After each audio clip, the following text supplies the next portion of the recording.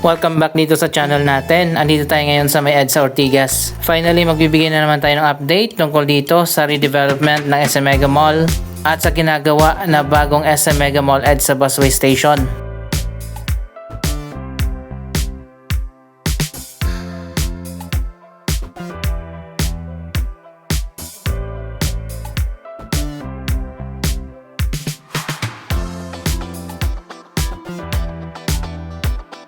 Eto na nga, ginagawa na ang elevated walkway para sa mas moderno na EDSA Busway Station dito sa tapat ng SM Mega Mall.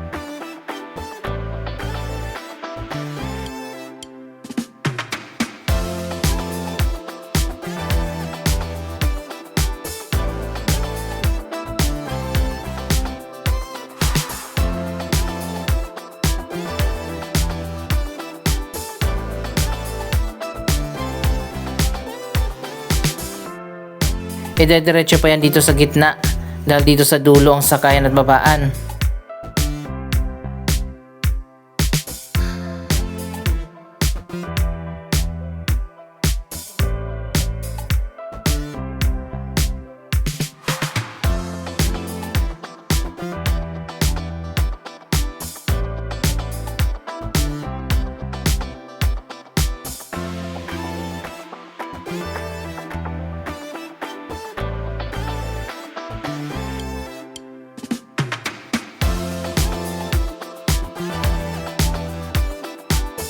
Magkakaroon pa dyan ng mga hagdanan, escalators at elevators.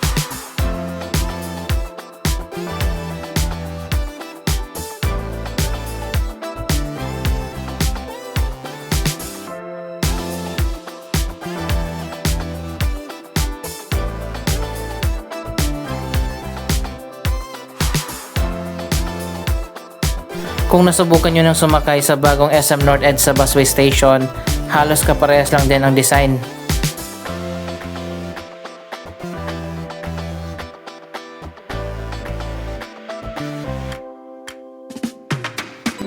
Ang SM din ang nagpagawa ng modern busway station dito, katulad din sa SM North.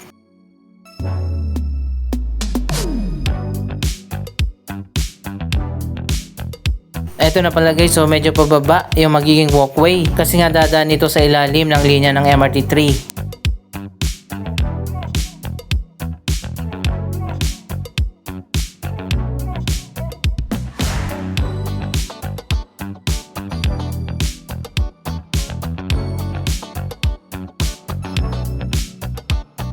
Sa ngayon ang kabilang side muna na elevated walkway ang ginagawa.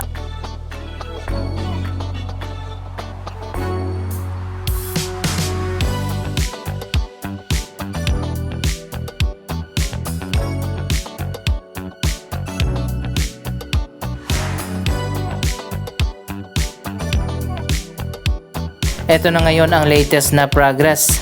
Naitawid na nga dito sa kabila ang elevated walkway.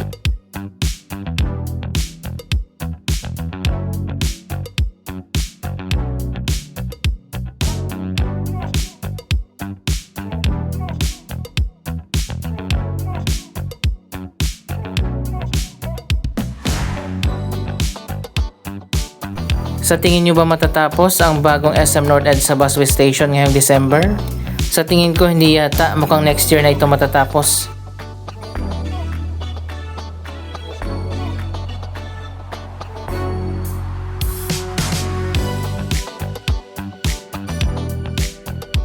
After nito, doon naman sa kabilang side yung walkway na gagawin.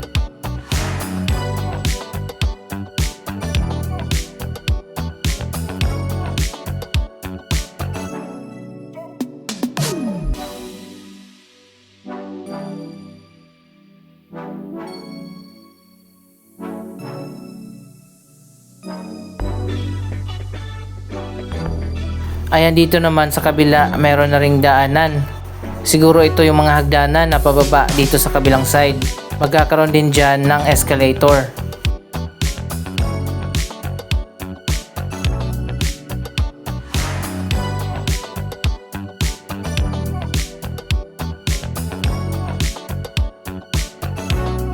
After nyan ay maglalagay na ng glass sa magkabilang side ng walkway Pati dyan sa may ceiling, glass din ang gagamitin.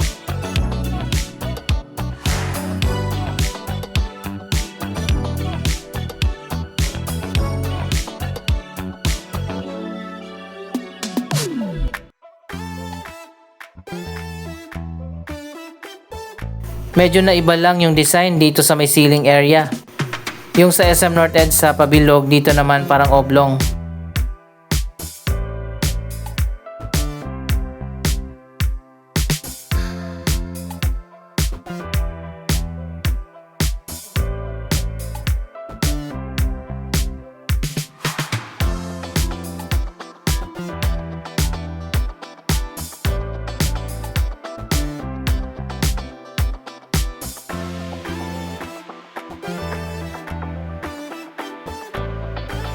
Eto na ginagawa na yung para sa elevator.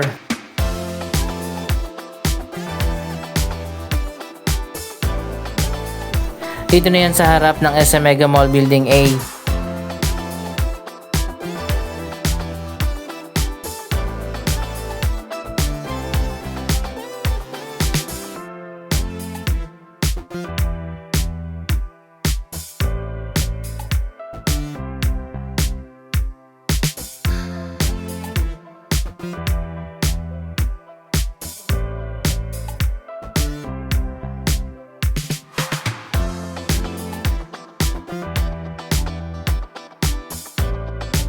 Siguro mga ano pa to, January or February.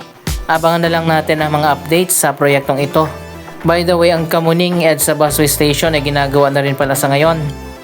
Abangan nyo na lang sa next video natin, pupuntahan natin at magbibigay tayo ng update doon.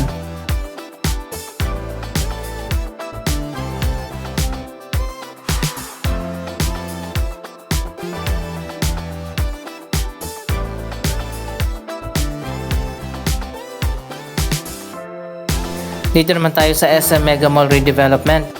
Para sa mga di pa nakakaalam, ang kalahati ng Building A ay dinemolish na nga. Para tayuan ng bagong mall, ito ay bahagi ng redevelopment ng SM Mega Mall.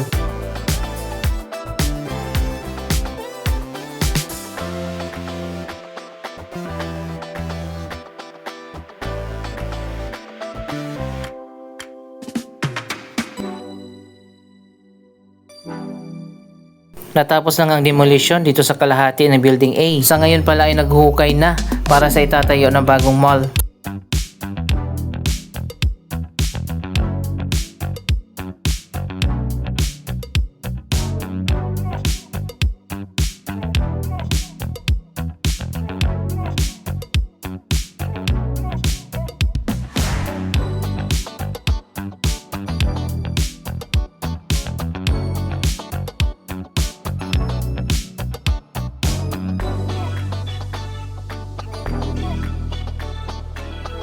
Ito yung dating Building A parking area.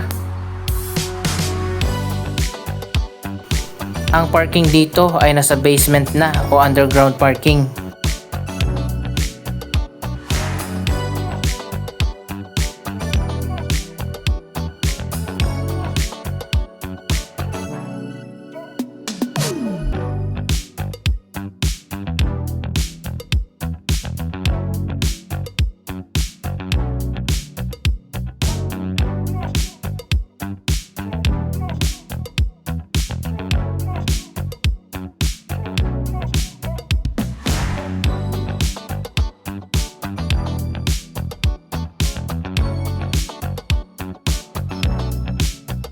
Sana isagad na nila dito yung mall para mas lumawak.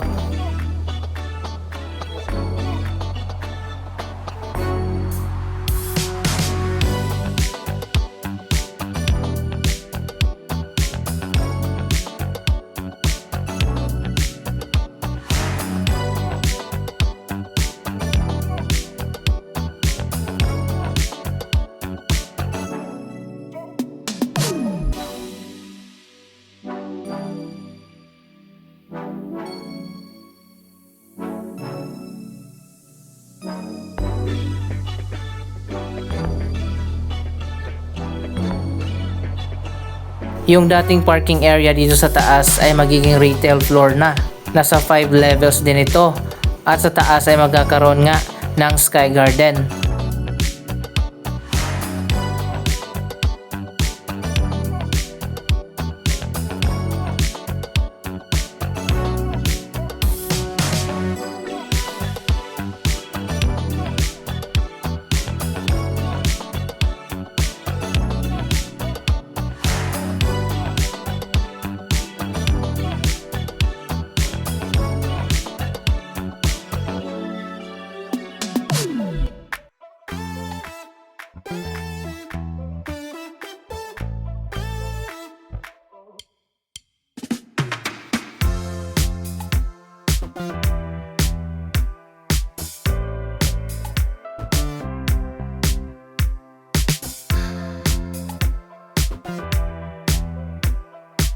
Napakaganda nito at napaka-modern ang design ng bagong SM Mega Mall.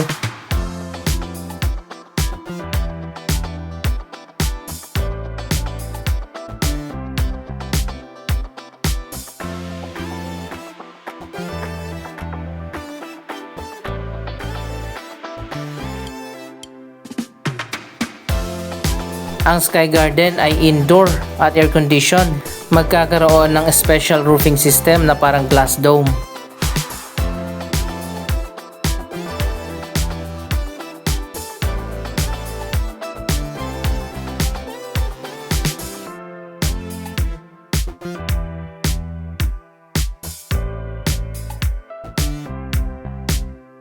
Sa ngayon kalahati ng Building A ang ginagawa muna. Siguro pagkatapos nito yung kabila naman yung gagawin.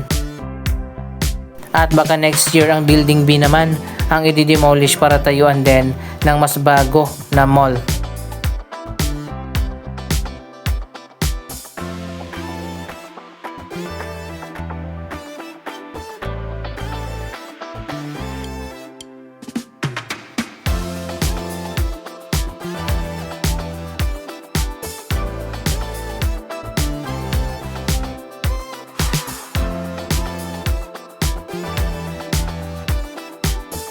Napakagandang atrium ang makikita natin na dinisenyo pa ng Benoy, isang international architecture and design company na siya rin nag-design sa Changi Airport sa Singapore at Icon Siam Mall sa Bangkok, Thailand.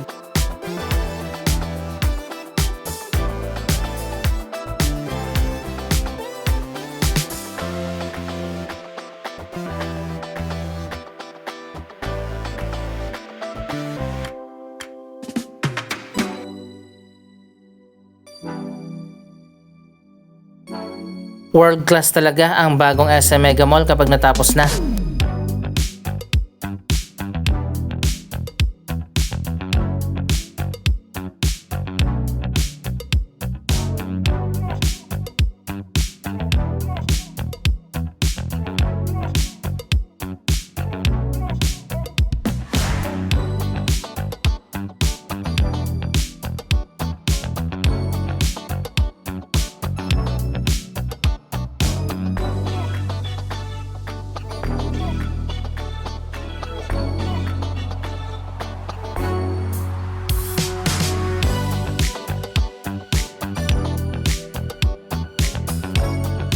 Sa ngayon yung kalahati ng SM Mega Mall Building A ay operational pa rin habang ongoing ang major redevelopment.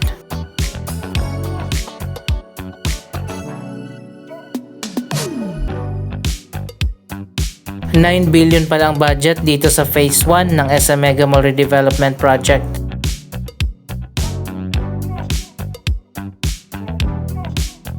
Next year naman abangan natin ang redevelopment ng SM North.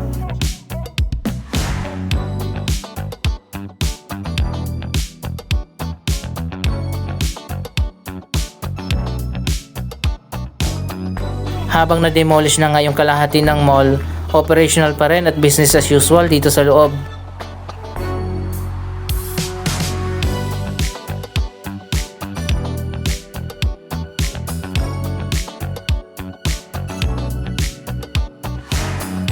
Malaking pagbabago ang mangyayari dito sa SM Mega Mall. Ito ang ilang sa mga design na makikita natin. May Sky Garden na nga dyan sa taas na may glass dome.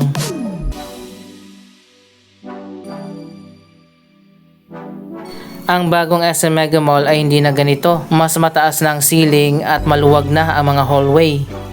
Ayan, dito makikita natin naka-highlight ang 40 years ng SM Malls. Anong masasabi nyo sa mga proyektong ito? Mag-comment lamang dyan sa baba ng inyong mga reaksyon. Maraming salamat sa inyong panonood. Huwag kalimutan na i-like, i-share ang video ito at mag-subscribe. Thank you for watching!